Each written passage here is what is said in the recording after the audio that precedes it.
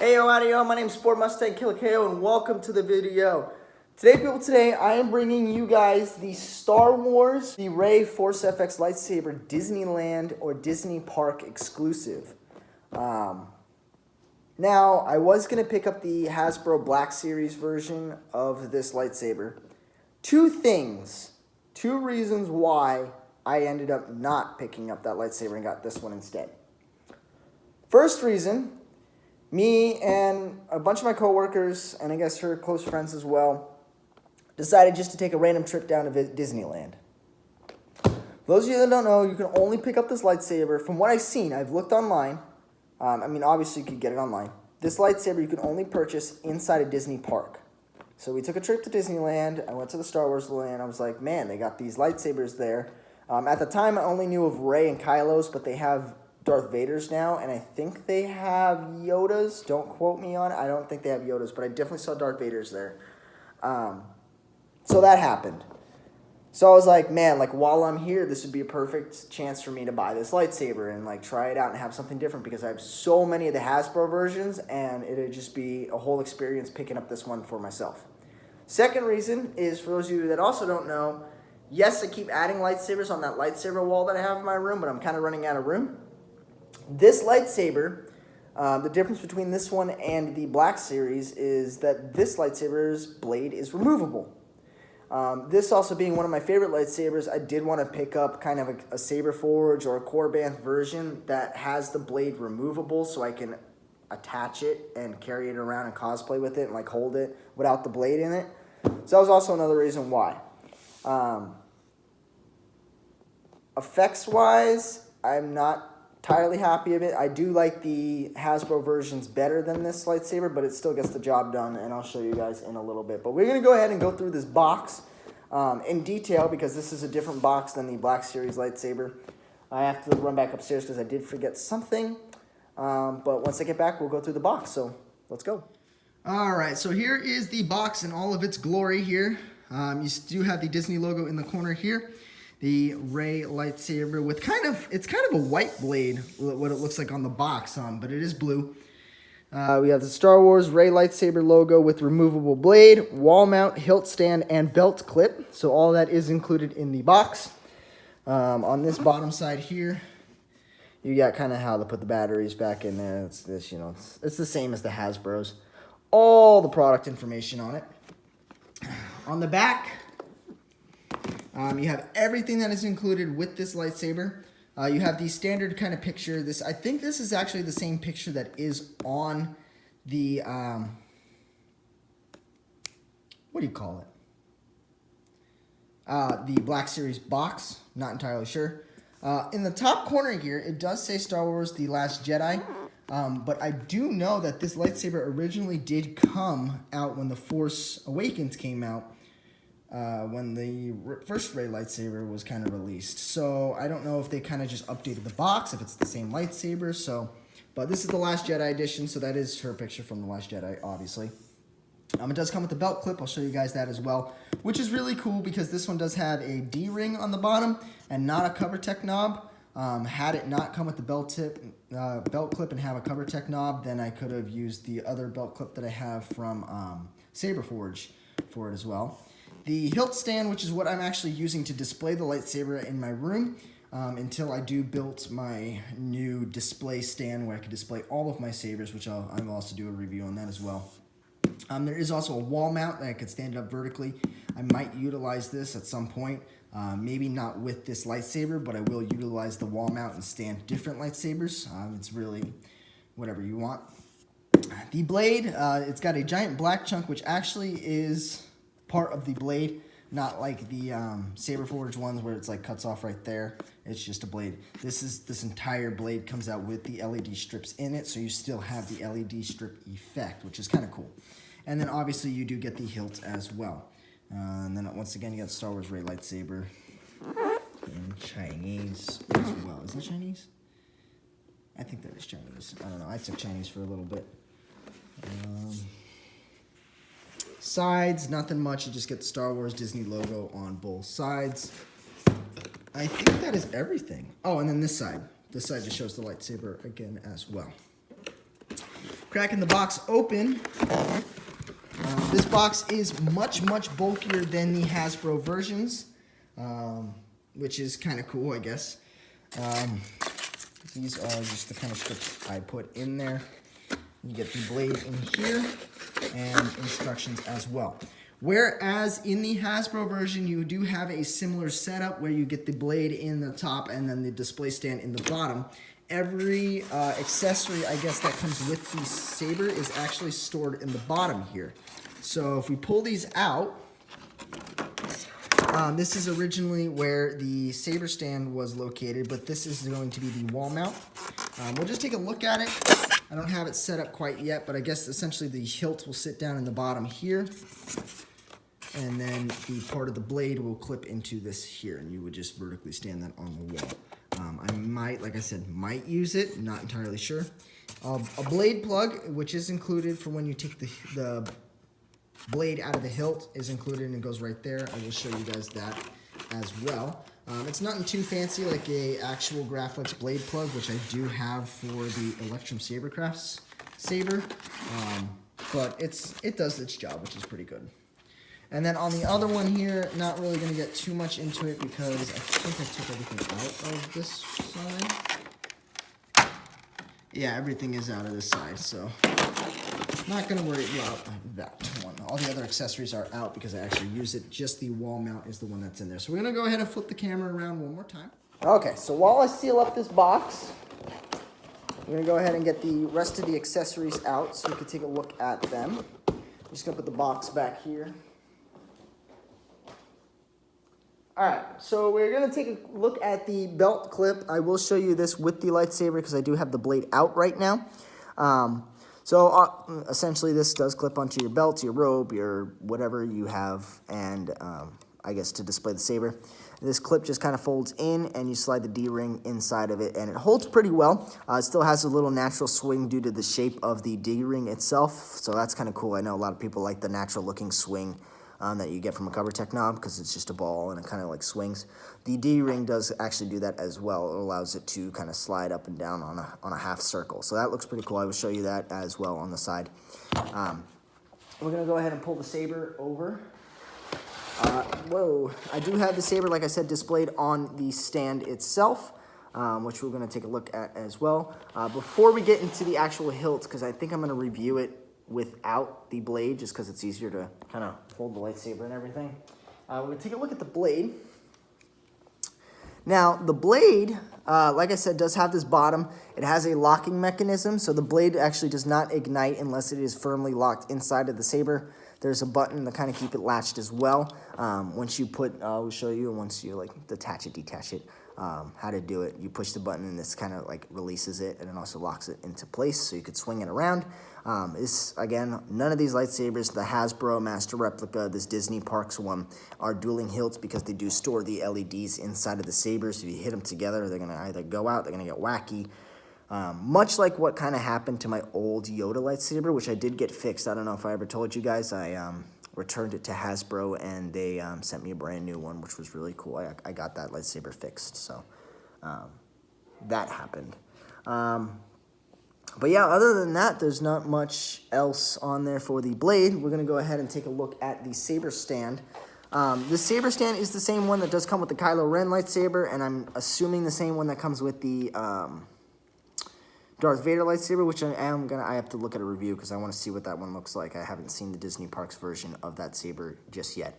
But essentially, it just kind of sits in there. It's 3 different parts. You get the base, you get these kind of clear stand here, and then the 2 prongs that plug into the side to kind of hold the saber, and the saber kind of slides in there. Like I said, this saber's really cool to get, even if you don't plan on displaying it this way. If you do have a lot of lightsabers you can use to display this, I could put my Electrum Sabercraft's lightsaber in here, I could put my Darth Sidious lightsaber in here, I could put my Count Dooku lightsaber in here. Anyone that kind of really, the blade comes out, I could store in here as well. You are able to also store this with the blade inside, so if you want to vertically stand it kind of on your shelf with the blade, you can do that as well. A lot of possibilities. So we're going to go ahead and remove the stand, and then we'll take a look at the lightsaber itself here up close. This one is far beyond the closest to movie accurate, I think, of any of the any of the Graflex sabers that I have.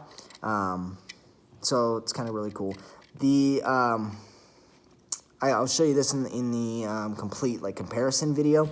The Master Replicas lightsabers doesn't have such a I guess movie accurate D-ring on the bottom here than the Disney Parks one does. This is definitely screen accurate, this one here, and the Episode 4 lightsaber should have had a D-ring that looked like this as well. Don't know why they opted for the little tiny one. I'll show you on the Episode 4, it does have that same saber there. I still have some glue down there from the sticker that I got to get off. For those of you that actually have these lightsabers that pull the stickers off, I know a lot of people like to leave them on. I don't like them with the stickers on there. I want them to be, you know, kind of all silver. A good way to get this off is actually WD-40. I don't know, a lot of people do know WD-40 gets rid of sticky residue, but I just spray a little bit on a napkin and rub it and it comes right off. I don't think I did that with this one. Thus the sticky residue. We got the clamp card right there, which is really cool, and the kind of, I guess, translucent amber ignition switch. It's just a little slide up and down to turn the lightsaber on and off, which is really cool.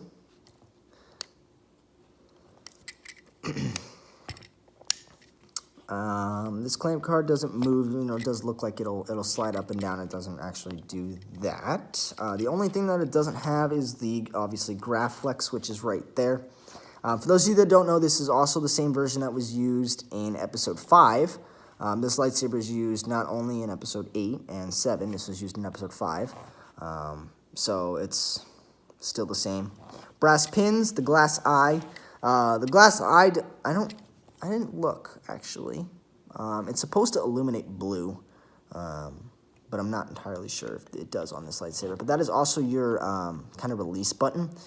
You're able to push this in, and that's what actually releases the blade from the hilt. The bunny ears on the back are actually like flimsy and movable, which, you know, is more realistic to the saber.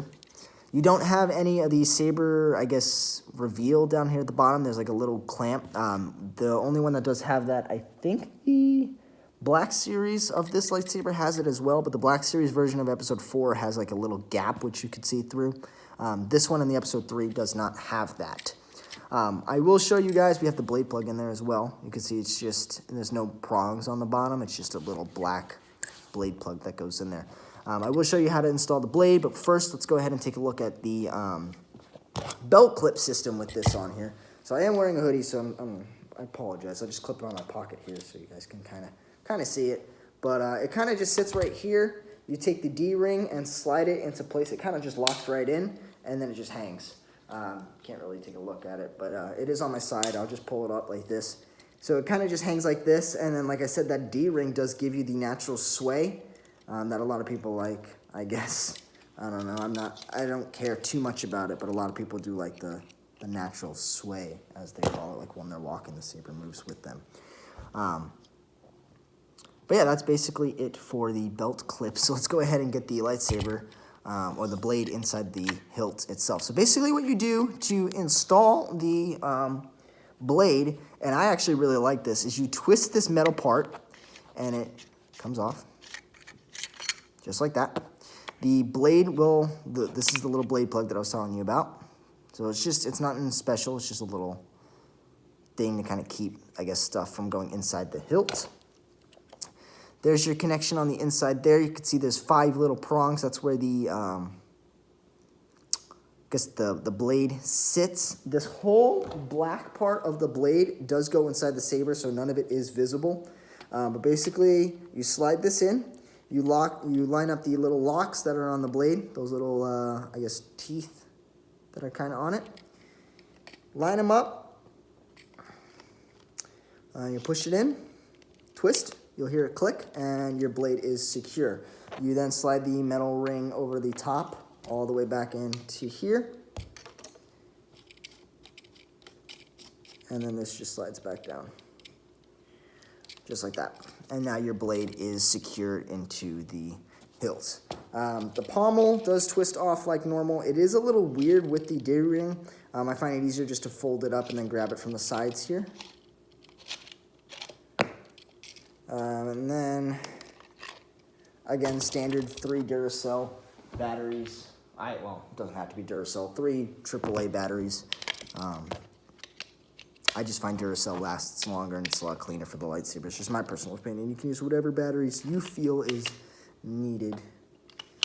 And then get these in here. All right, so we are in.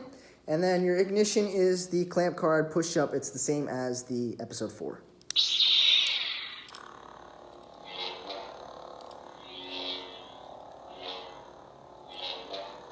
So the hum is not as loud as the other ones, but the swings are pretty loud. I just hit the table.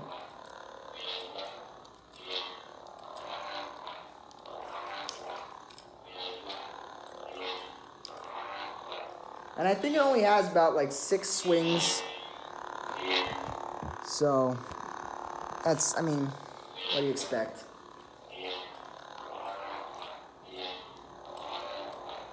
And then this is, I mean, everything other than this, you know, is good right now. I'll turn this off real quick. So everything so far is cool, yeah, whatever. The only thing I don't like is the clashes.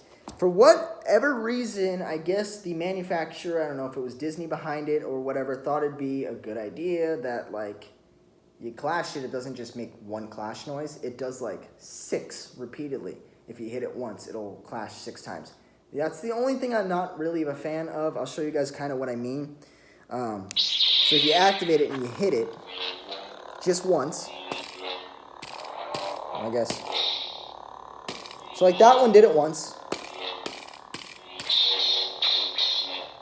See, that's the only thing I don't really like about it. You hit it once and it'll clash a bunch of times.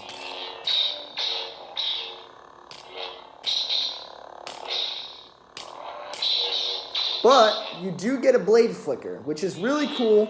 You do get flash on clash. So, I mean, it's a win-win. It's not 100%. If it made clash noises as you hit it, just once every time, if you hit it a bunch of times and then it'll do it, kind of like that, it'd be a perfect saber, and I would recommend it. But like, that's the only thing I'm kind of iffy on. But again, not a big deal. Let's get the lights turned off and see how bright this sucker is, because he's pretty bright. So we're just going to hit the lights. I'm not even going to stop the video. The switch ain't that far. All right, and then we'll take a look at this one as well.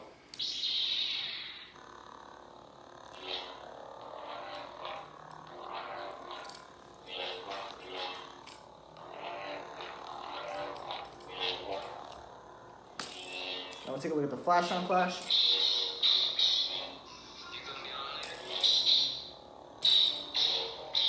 My friend's trying to reach me a walkie-talkie right now. Let me lower that. I'll get back to him in a little bit, but that's basically it, you guys. Really freaking cool saber again. It was worth it. It was worth the purchase. Like I said, I have so many Hasbro sabers that might as well get it while I'm at Disneyland. Thanks so much for watching. I am going to be filming the comparison video right after this one, so stay tuned. Make sure you guys hit that subscribe button for all the other videos, and I'll catch you guys later. Peace.